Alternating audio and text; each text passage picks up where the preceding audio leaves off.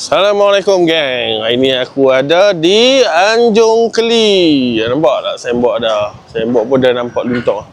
Aku ada di Anjung Keli. So hari ni aku mai shoot video konten.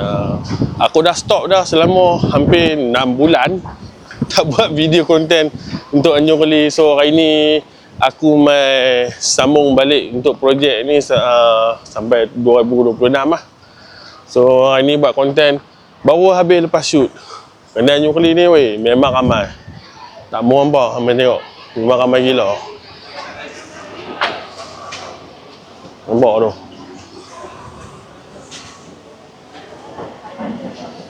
Ni bagian luar lah. Dah belah dalam pun ada lagi tau. Memang ramai gila.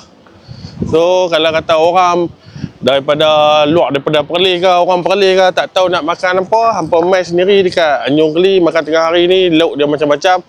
Paling sedap sekali ikan keli. Ikan keli dia kalau kata pilih seekor tak cukup, kena ambil banyak ekor. Harga dia not bad lah. Bukanlah harga yang murah sangat, bukanlah harga yang mahal sangat. Padan lah kalau macam hari Minggu kan. Kalau hampa nak main jalan-jalan ke, hampa main singgah Anjung Keli. Okay, thank you.